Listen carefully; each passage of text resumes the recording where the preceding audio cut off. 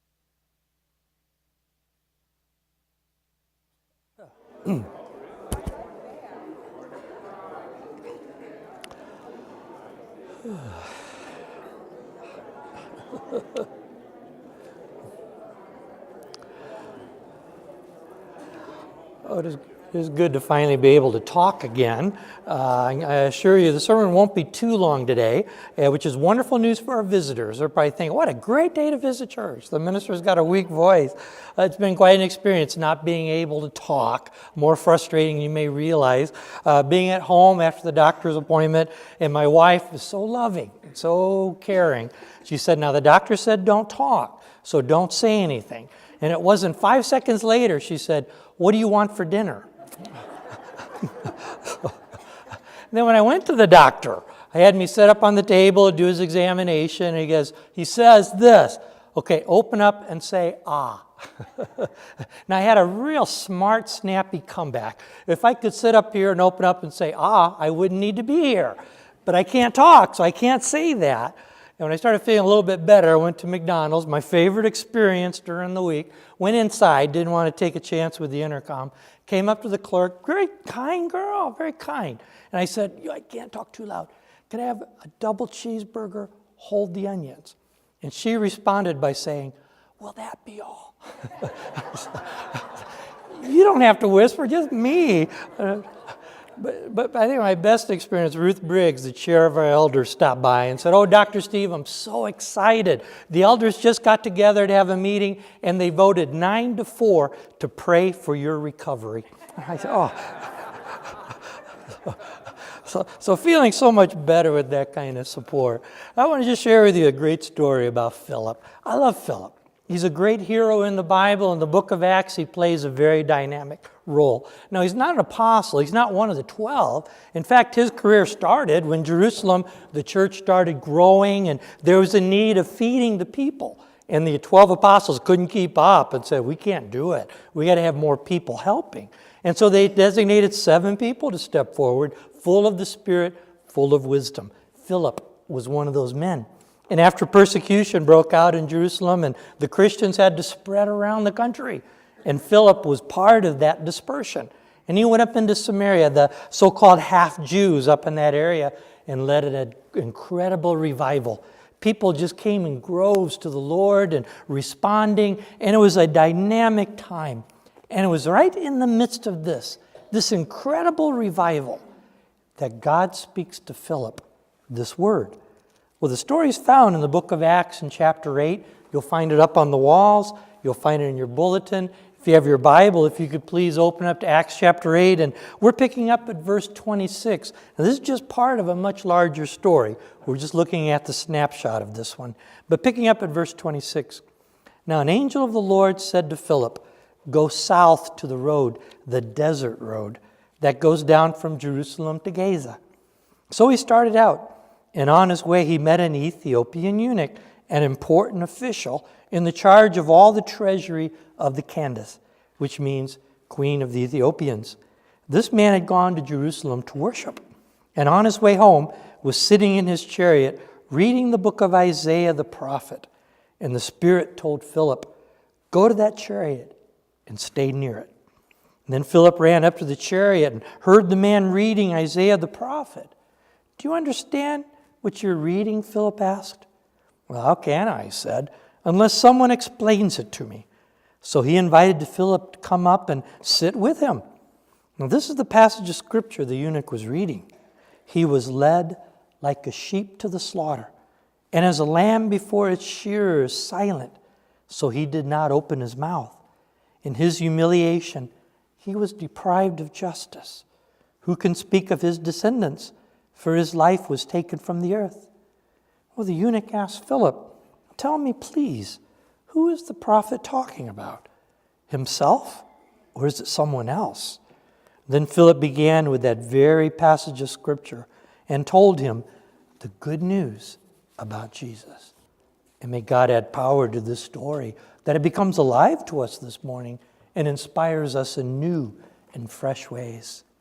I've been reflecting on this story, reflecting on the life of Philip, and just thinking about what kind of a life that is and how obedient he is to the Spirit of God. He's in the midst of a revival.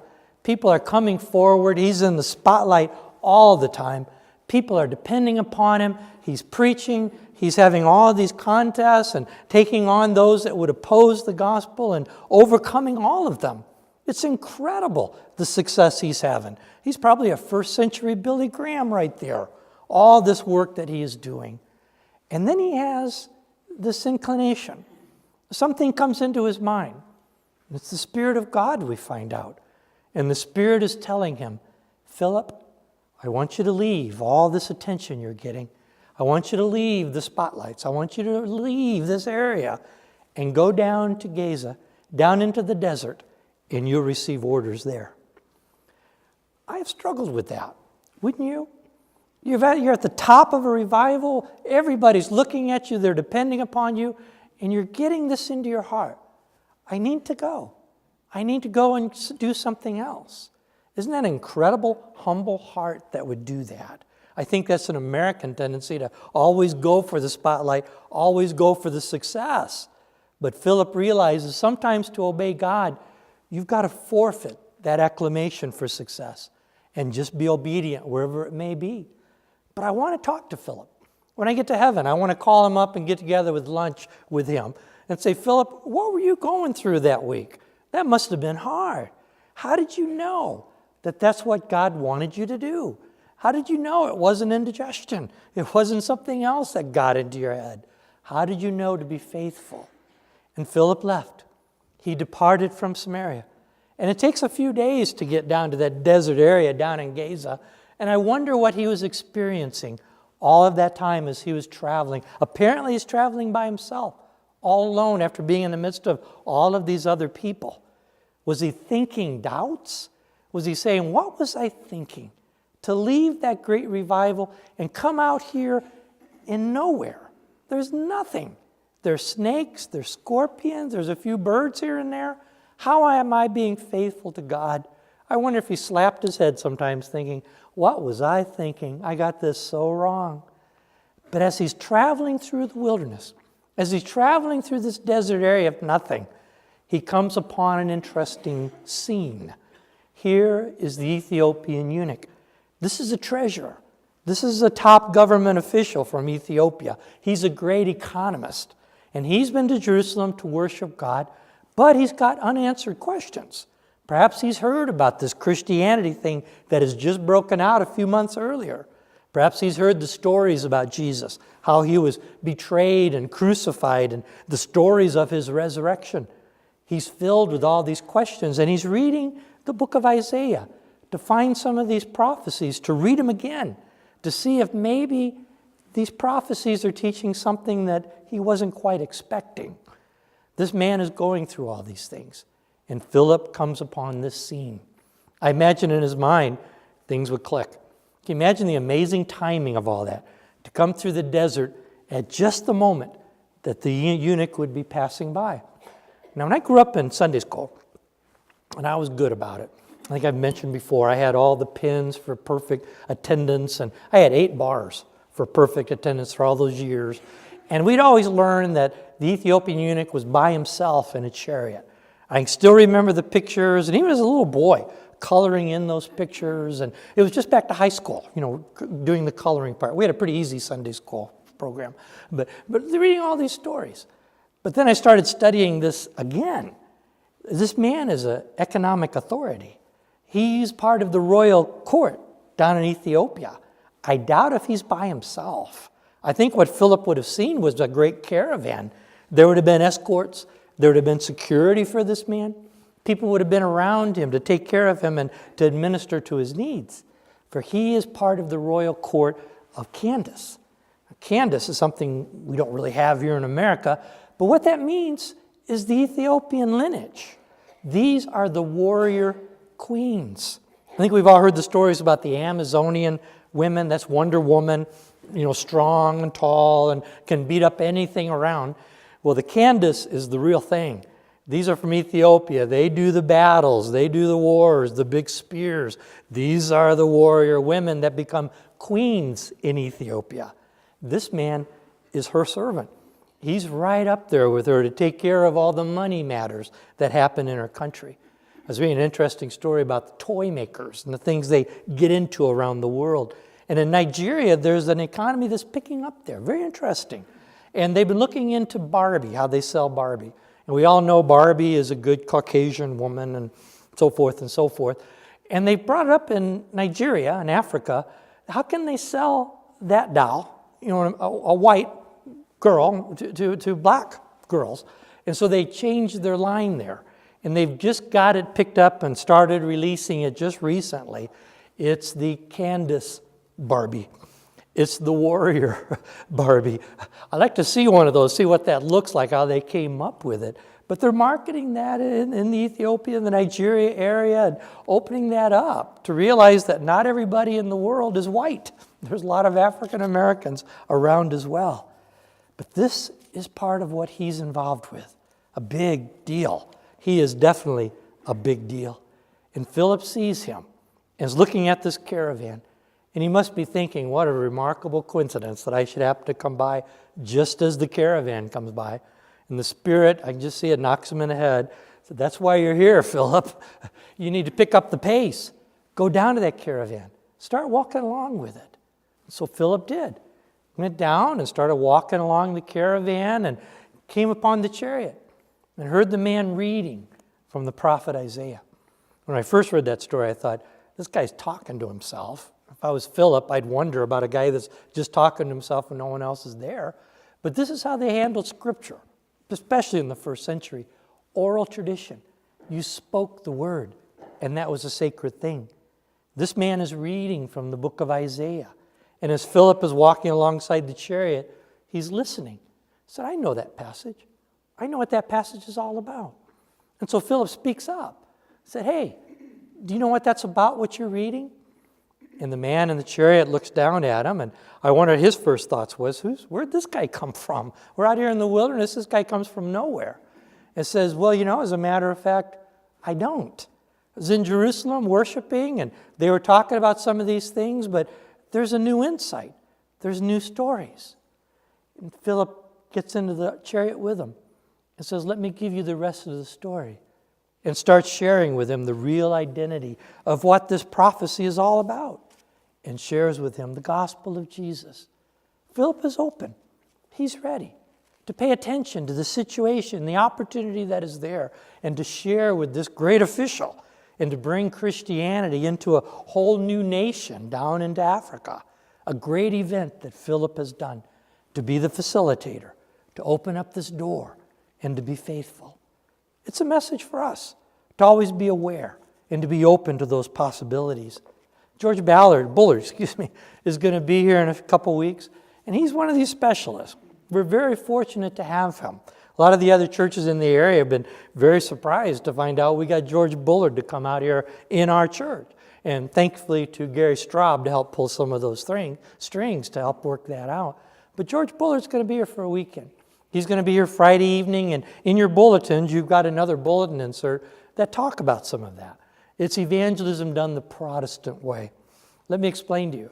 George Bullard, first of all, is not a Jehovah's Witness. Okay, we got that clear? He's not going to be coming here and teaching us how to go out and pound on doors and offend many people. That's not his point. When he comes, he's going to talk about how churches grow, how churches get out of themselves, how they break their exclusivity, how they open up their doors and are more inviting. And once people do come and visit, how you respond to that. how you welcome them, how you follow up on these things. He's going to help us through the entire process. And one of the things that George believes in, and I appreciate it, is that salvation, conversion, this whole matter, is not a 5-minute thing. It's a process. It takes a little time. You plant some seeds, you plant some more seeds, you give some more encouragement, a little more direction, and you cultivate the process.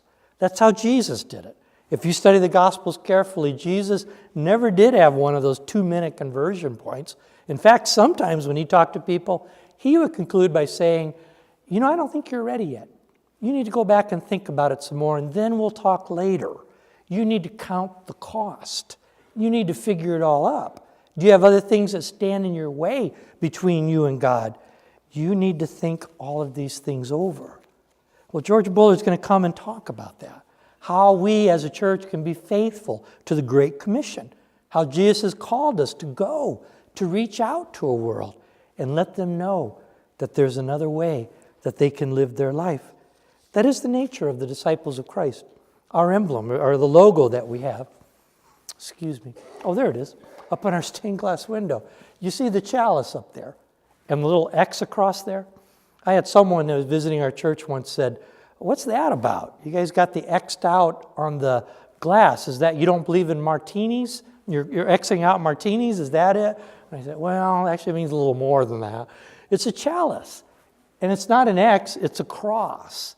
And the cross is leaning. Do you see that? How the leaning cross is there. That's called the St. Andrew's cross. In the Gospel of John, Andrew is the one that has the reputation of bringing the message of Jesus to people. He's the one that went to Peter, his brother, and said, "I found somebody I think is very interesting. I think he's the Messiah. You need to come and meet him." And Andrew went and introduced Christ to many more people. And through the Gospels, that's what he's known for, bringing Christ to the people. That's our heritage. That's who we are as a denomination, bringing the cross of Christ to people that need to know, that need to hear, and that need to really take it in. We're responding to something that's in the heart of every human being. In the book of Acts, where we are now in chapter 17, Paul the Apostle arrives in Athens. And this is an amazing event. Paul is there with all the philosophers of the world, the heart, the foundation of philosophy. That's where he's at.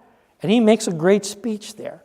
And he points out to the people that God is not far from all of us. He quotes some of the Athenian proverbs and some of their philosophies. We are his offspring.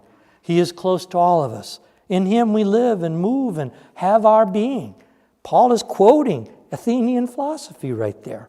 And he makes this point. God did this so that they would seek him, you and me, and perhaps reach out for him and find him, though he is not far from any one of us.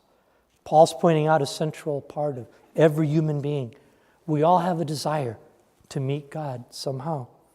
And I've read the stories about missionaries if they've gone into Africa and South America and other places to bring the gospel. And they'd arrive at villages where there wasn't much of any civilization had ever reached there. They'd been isolated for forever. But in all of these villages, they'd always find signs, always indications that the people were seeking God somehow. They had totem poles. Even the pyramids were trying to reach up to the sky. All these things were trying to reach out to that divine other. And when the missionaries came, it was just a matter of piecing these things together for them. It was already in the heart. People already had the desire to somehow find that divine other, to find God. Blaise Pascal said it so well. There is a God-shaped vacuum in the heart of every person, which cannot be filled by any created thing, but only by God, the Creator, made known through Jesus. We all have that desire. When we invite somebody to church and we talk to somebody about God, that's nothing new to their heart. It's already in there, that desire, that longing to meet with God. It's a matter for us to be a faithful church, to be open. Make sure those proverbial doors are open, that people feel the welcome, they feel the invitation, and they feel good to come in and to be in the presence of God for a while. To have that openness. I love reading this story about a church in a university town. And it was right across the street from the big college. And this was a very prestigious church. And they had very prestigious things about it, very prestigious customs and prestigious pews and prestigious doors and everything else. And they were very up there. But there was a student that was new to the school, and this is back more toward the counterculture years, and he wanted to come to church. He was trying to find God somehow and what this all meant. And he came in with his ragged jeans, longer hair that wasn't quite up to par that they'd expect, no tie, no jacket, T-shirt that had some holes in them. And he came into their church wearing sandals. And the people saw him come in and were just shocked. Could hardly believe it. How'd this guy get in here? Aren't the ushers doing their job to watch who comes into our church? And all of them were whispering. And the boy came into the church and wanted to worship. And he came in, and of course the back pews are filled, and he didn't know those are the season ticket holders. You know, they have the pews covered. Those are their pews back there. And so he worked his way down closer to the front and just couldn't find anywhere to sit. And you know what he did? He didn't give up. He came down and sat down on the floor, just like that. And all the people in the pew started whispering all the more, oh my goodness, you see what he did now? And then a faithful man in the church, Deacon Jones, got up. He was an elderly man, had been there forever. They figured he'd been there since Martin Luther, at least 400 or 500 years. And he had his cane and started working his way down the aisle. And people saw Deacon Jones going down, obviously to the boy. And they thought, oh good, Deacon Jones will take care of him and get him out of here. And he worked his way on down. And as he got down closer to the front, he reached over and pulled a hymnal out.